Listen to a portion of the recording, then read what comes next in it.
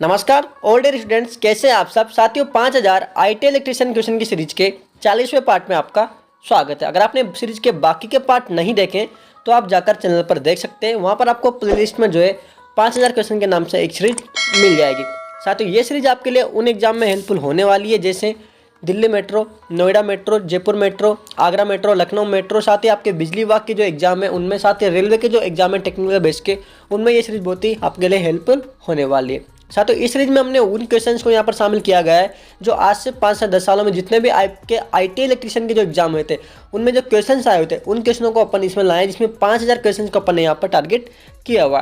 तो दोस्तों शुरू करते हैं 40वें पार्ट का पहला क्वेश्चन। नमस्कार साथियों, मैं इंद्रराज गौड़ स्वागत करता हूं आपके अपने YouTube channel ITI jobs IG पर। साथियों अल्टरनेटर में डैम्पर वाइंडिंग का उपयोग करने का उद्देश्य निम्नलिखित में से कौन सा है। दोस्तों BRT-G2 में पूछा गया था, तो इसका मेन जो उद्देश्य है वो है हीटिंग प्रभाव को कम करना। साथियों अल्टरनेटर क्या होता है, आपका जो होता है अपन को AC सप्लाई जो है देता है, और क्या होता है इसमें जब लोड बढ़ता है या इसका लोड कम होता है तो उस समय क्या होता है इसमें हीटिंग प्रभाव उत्पन्न होता है। इस हीटिंग प्रभाव को जो साथियों कम करने के लिए यहाँ पर जो है डैम्पर वाइंडिंग का प्रयोग किया जाता है। आप देख सकते हैं यहाँ पर ये आपका अल्टरनेटर है, इसमें ये डैम्पर वाइंडिंग की गई है और ये आपकी मेन फील्ड वाइंडिंग है, ये आपकी स्टेटर वाइंडिंग है।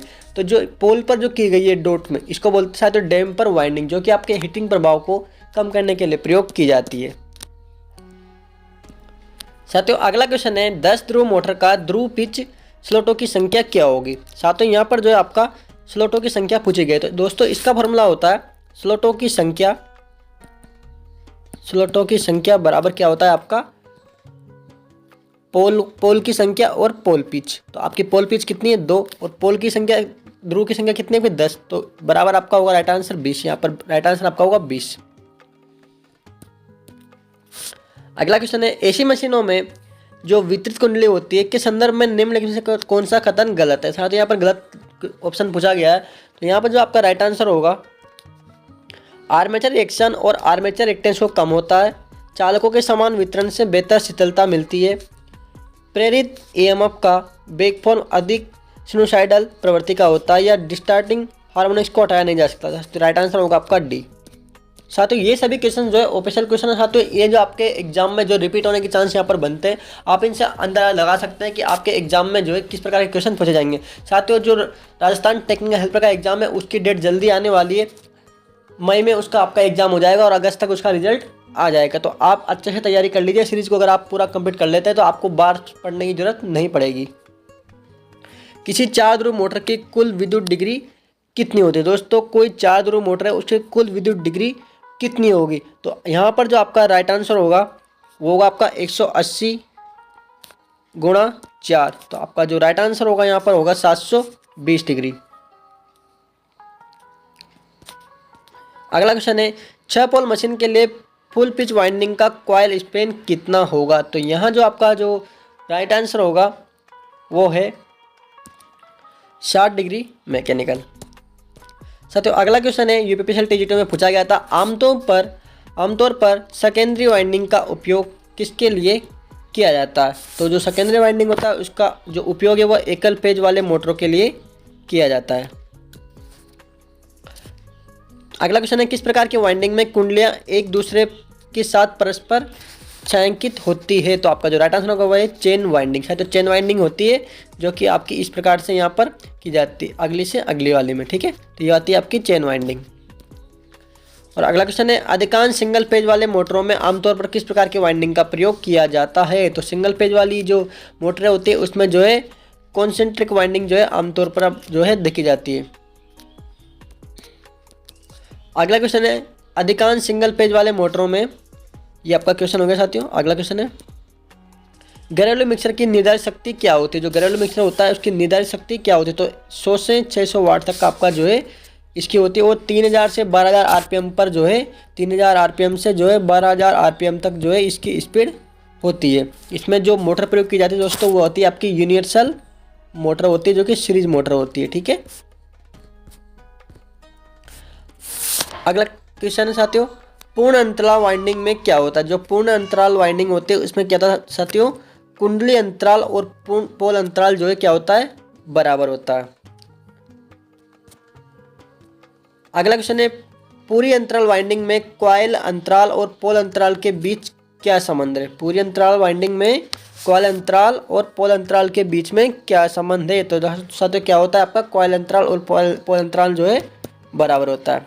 अगला क्वेश्चन है, आमतौर पर एक फेज वाली मोटर में किस प्रकार की वाइंडिंग का प्रयोग किया जाता है? तो यहाँ आपका जो राइट आंसर होगा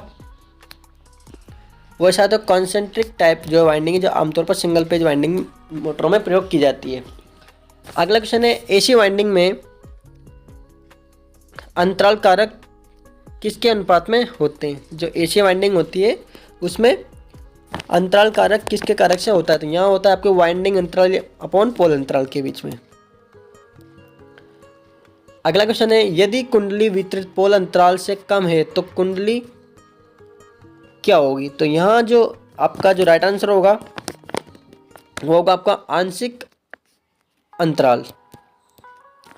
साथियों अगला क्वेश्चन है, डिश तरह मशीन में परिणामी कुंडली के लिए निम्न में से कौन सा विकल्प सही है? जो डिश तरह मशीन में है वह परिणामी कुंडली के लिए कौन सा विकल्प सही है? तो डिश तरह मतलब बेक, ये आपका यहाँ पर राइट आंसर होने वाला है। साथियों इसमें जो आपका बेक पिच होगा वो फ्रंट पिच से जो क्या होगा बड़ा होगा, क्योंकि आप देख सकते हैं यहाँ पर बेक पिच जो है फ्रंट पिच से बड़ा होगा। अगला क्वेश्चन है, पोल अंतराल की परिभाषा क्या है? तो यहाँ जो आपकी पोल अंतराल की परिभाषा है वो उसको कह सकते हैं प्रति पोल आर्मेचर कांचों की संख्या। साथियों अपन यहाँ पर जो बाकी के ऑप्शन है 3 उनको यहाँ पर रीड नहीं कर रहे हैं, क्योंकि उससे क्या होगा वीडियो बहुत ही लंबी हो जाएगी, उससे आपका टाइम खराब होगा और हमारा भी होगा। हमारा वॉच टाइम बढ़ जाएगा लेकिन आपका टाइम खराब होगा। हमारे वॉच टाइम के चक्कर में आपका टाइम जो है खराब नहीं करना चाहते, इसलिए यहाँ पर ज़्यादा से ज़्यादा क्वेश्चन अपने सोल्व हो, इसलिए यहाँ पर जो है बाकी के जो 3 ऑप्शन है उनको यहाँ पर अपन जो है रीड नहीं करेंगे। अगला ऑप्शन है साथियों, क्वेश्चन है, एसी मशीनों में समांतर पथों की संख्या पोल की संख्या के बराबर होगी यदि आर्मेचर वाइंडिंग क्या होगी? तो समांतर पथों की संख्या पोल की संख्या के बराबर होगी, तो उसमें मतलब वेव वाइंडिंग आपने कल भी पढ़ा साथियों। वेव वाइंडिंग जो होती है वेव वाइंडिंग उसमें क्या होगा, जो पोल की संख्या समांतर पथों की संख्या पोल की संख्या के बराबर होगी। तो यहाँ जो आपका राइट आंसर होगा वो है लैप वाइंडिंग, यानी कि समांतर पथों की संख्या पोल की संख्या के बराबर होगी। और यही होता आपके की वेव वाइंडिंग होती है। यहाँ पर अब आपकी वेव वाइंडिंग होती तो यहाँ जो आपका राइट आंसर होगा वो होता 2। ठीक है, 2 पोल इसमें 2 होता है हमेशा। अगला क्वेश्चन है, पोल अंतराल पिच को किस प्रकार परिभाषित किया जाता है?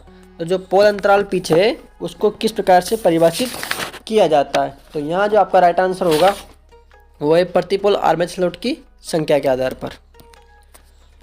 अगला क्वेश्चन है, संपूर्ण रूप से एक कुंडली में प्रेरित विद्युत बल 2 कुंडली भुजाओं में प्रेरित विद्युत बल का क्या होता है? तो यहाँ आपका राइट आंसर क्या होगा साथियों, वो है आपका योग, इन दोनों का योग होगा। अगला क्वेश्चन है, 2 क्रमागत फेरों के बीच की दूरी को क्या कहा जाता है? जो 2 क्रमागत फेरे होते हैं उनके बीच में उनको कहा जाता है परिणामी अंतराल कहा जाता है।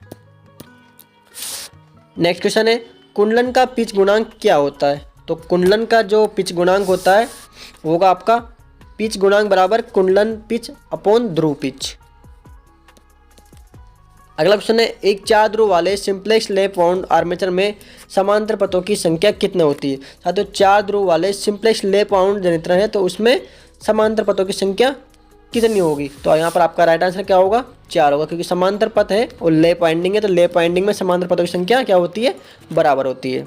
तो अगर यहाँ पर 4 ध्रुव है तो यहाँ पर भी समांतर पथ कितने होंगे, 4 होंगे। और वे अगर वेव होती तो यहाँ पर आपका समांतर पथ कितने होते, राइट आंसर आपका 2 होता। शंट क्षेत्र कुंडली में निम्न धारा 1 होती है लेकिन बहुत तीव्र चुंबकीय क्षेत्र तैयार होता है, इसका कारण क्या होता है? तो यहाँ जो राइट आंसर होगा वो है आपका फेरों की बड़ी संख्या। साथियों अगला क्वेश्चन है, त्रिकला एसी मोटर स्टेटर कुंडलन में प्रति समूह कुंडलों की संख्या किसके बराबर होती है? तो यहाँ जो आपका राइट आंसर होगा वो है प्रति संख्या कुंडली समूह के कुंडली की संख्या के बराबर यहाँ पर आपकी जो है होती है। अगला क्वेश्चन साथियों, वह आंकड़ा जो एक एसी स्टेटर के कुंडलन या पुनः कुंडलन के पहले ज्ञात होना चाहिए। वह आंकड़ा जो एक एसी स्टेटर के कुंडलन या पुनः कुंडलन के पहले ज्ञात होना चाहिए। तो साथियों इसका जो राइट आंसर होगा वह है ध्रुवों की संख्या और कला संयोजन। साथियों आप इसमें देख रहे होंगे कि जो क्वेश्चंस की लैंग्वेज है वो बहुत ही टिपिकल है। तो आप समझ सकते हैं कि जो एग्ज़ाम में जो क्वेश्चंस आते हैं वो इसी प्रकार से आते हैं। यहाँ पर आप समझे कि अगर आपको हम जो है नॉर्मल जो क्वेश्चंस दिखा के आपको इसमें मन लगाने की कोशिश करें तो साथियों ऐसा नहीं होगा, उससे आपका टाइम बर्बाद होगा और कुछ भी नहीं होगा। क्वेश्चंस जो है ये सही होते हैं, ये ऑफिशियली क्वेश्चन है दोस्तों, DMRC मेंटेनर में पूछा गया क्वेश्चन है। तो इसी प्रकार की लैंग्वेज होती है, आप पुराने पेपर उठा के देखना, उन्हीं में भी इसी प्रकार की लैंग्वेज आपको मिलेगी अगर वो ऑफिशियली जो एग्जाम होते हैं। ठीक है, तो कॉम्पिटिटिव एग्जाम में साथियों इसी प्रकार की लैंग्वेज आपको देखने को मिलेगी, तो आपको इसी प्रकार से पढ़ना है। ठीक है, सरल क्वेश्चन पढ़ के आप जो है एग्जाम फाइट नहीं कर सकते। अगला क्वेश्चन है, वो आंकड़ा जो एक एसी स्टार्टर के कुंडलन या पुनः कुंडलन के पहले ज्ञात होना चाहिए, ध्रुव की संख्या और कला संयोजन। अगला क्वेश्चन है, वाइंडिंग जिसमें कुंडलन कॉइल के दोनों किनारों के बीच की दूरी फुल पिच वाइंडिंग से कम होती है, उसे क्या कहा जाता है? तो उसे क्या जाता है? शॉर्ट पिच वाइंडिंग कहा जाता है। अगला क्वेश्चन है, शॉर्ट पिच वाइंडिंग विधि में बिना चिंगारी के कुंडलिन की चौड़ाई की चौड़ाई से कम रखी जाती है। तो शॉर्ट पिच वाइंडिंग में क्या किया जाता है? पोल की चौड़ाई से कम रखी जाती है। अगला क्वेश्चन है, वो वाइंडिंग जिसमें प्रत्येक स्लॉट में केवल एक साइड होती है, उसे क्या कहा जाता है? तो उसे क्या कहा जाता है साथियों? एकल परत वाइंडिंग। अगला क्वेश्चन है, निम्नलिखित वाइंडिंग में से एक में सभी कॉइल्स एक श्रृंखला में एक प्रगतिशील लहर के रूप में जुड़े होते हैं और इसमें पोलों की संख्या के बावजूद आर्मेचर धारा के लिए सिर्फ 2 भाग होते हैं, इसे क्या कहा जाता है? तो इसे कहा जाता है वेव वाइंडिंग।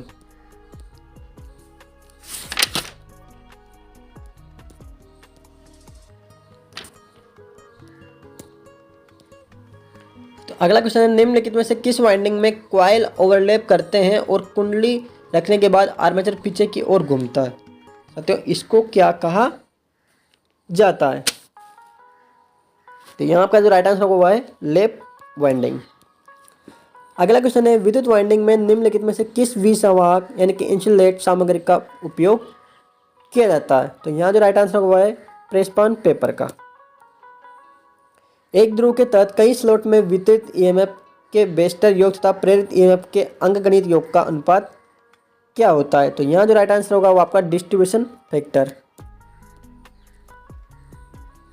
तो अगला क्वेश्चन है, एक पूर्ण कुंडली वाइंडिंग जिसमें कुंडली समूह की संख्या प्रति पेज स्टार्टर में कुंडली समूह की संख्या के बराबर होती है, वह संख्या उस संख्या से विभाजित होती है जो फेज की कुल संख्या को दर्शाती है जिसके लिए वाइंडिंग हुआ है, ऐसे वाइंडिंग को क्या कहा जाता है? दोस्तों इसको कहता है पूर्ण कुंडली वाइंडिंग।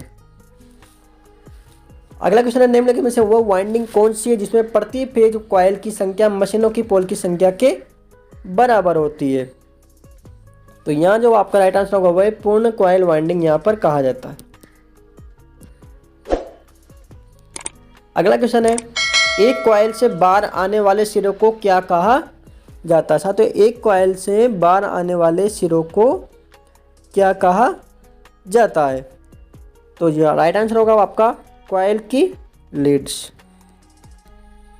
अगला क्वेश्चन है, आर्मेचर कोर के स्लॉट में उनके विशिष्ट अनुक्रम में अंतिम कनेक्शन के साथ इंसुलेट कंडक्टर की क्रमबद्ध व्यवस्था को क्या कहा जाता है?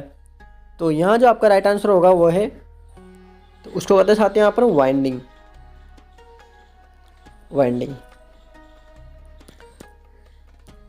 अगला क्वेश्चन है, 6 पोल मशीन के लिए फुल पिच वाइंडिंग का कॉइल स्पान कितना होगा? तो जो 6 पोल मशीन है उसके लिए वाइंडिंग का जो स्पान होगा वो आपका होना चाहिए आपको 60 डिग्री मैकेनिकल। आर्मेचर कोर के स्लॉट में उनके विशिष्ट अनुक्रम में अंतिम कनेक्शन के साथ इंसुलेट कंडक्टर की व्यवस्था क्या रखी जाती है? तो यहाँ जो राइट आंसर होगा, राइट आंसर आपका बॉक्स में वाइंडिंग। सेम क्वेश्चन हो गया साथियों। आज अपन ने 5000 क्वेश्चन की सीरीज के जो है सफलतापूर्वक यहाँ पर 40 पार्ट जो है कंप्लीट कर लिए। तो साथियों आपको इस सीरीज से लेकर पूरी सीरीज से लेकर कोई भी डाउट है तो आप कमेंट बॉक्स में कमेंट कर सकते हैं। साथियों आपके जो भी साथी है जो कंपटीशन एग्जाम की तैयारी कर रहे हैं तो उनके साथ जरूर वीडियो को शेयर कीजिए। वीडियो अच्छी लगे तो वीडियो को लाइक कीजिए। मिलते हैं नेक्स्ट वीडियो में, तब तक के लिए जय Hind. Subscribe now and press the bell icon. Never miss an update.